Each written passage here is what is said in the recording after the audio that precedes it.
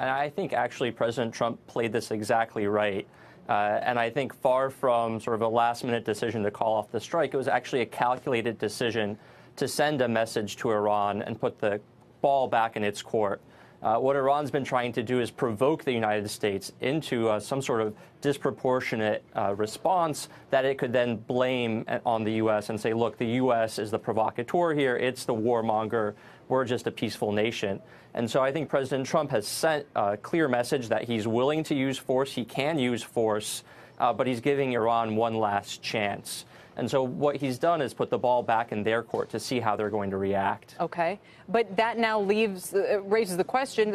In the first place, there were these mines targeting ships in the Gulf of Oman. Now they've shot a U.S. drone out of the sky, but it costs about $150 million, too, as far as I understand. Again, are sanctions an appropriate response here? And isn't the Iranian aggression that we've seen already a response to earlier sanctions? Is the tension across the Middle East likely to continue ratcheting up from here or not, do you think?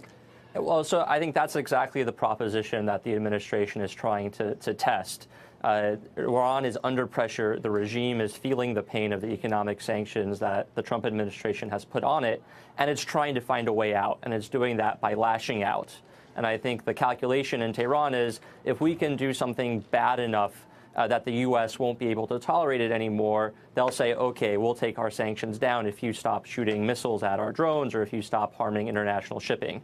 But Washington has a different calculation, which is we're not going to play that game, but we're going to at one point say you can either stop this and we'll give you an out, or there's going to be consequences. At this point, I think they're still trying to give Iran an out. We've heard there's been back-channel approaches to Tehran through Oman. So I think it's a question of how long Iran has to try to change its behavior. So, Blaise, tell me if I'm understanding what your sort of, different scenarios are, and that would be Iran will just stop doing what it's doing, right? Or the U.S. will retaliate. There will be action.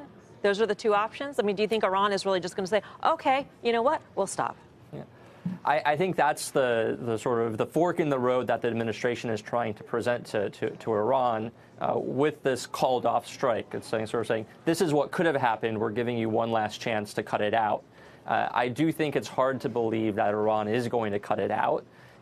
The question is, does it keep on doing things that are just below the threshold of a U.S. response? So, maybe blowing some holes in ships, maybe lobbing some missiles into places that don't really have people, but not harming either international shipping or U.S. personnel?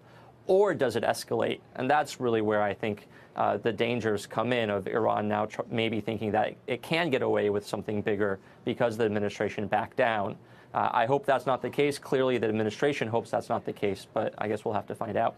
And so finally, if the president is looking to make some kind of deal with the Iranians, what kind of deal are you expecting to come out of all this? So, I think the president has been pretty clear in the last couple of days that he has really narrowed the scope of what he's wanting to talk to Iran about. It used to be that Secretary Pompeo talked about these 12 big demands that they had of Iran, but now President Trump just says, stop the nuclear program. That's all I'm really asking. So I think what those back-channel communications are let's cut out this tension, let's stop these provocative actions in the Gulf, and let's figure out a way to improve on the nuclear deal that President Obama negotiated, which is what President Trump wants, and leave everything else to figure out at a different point in time.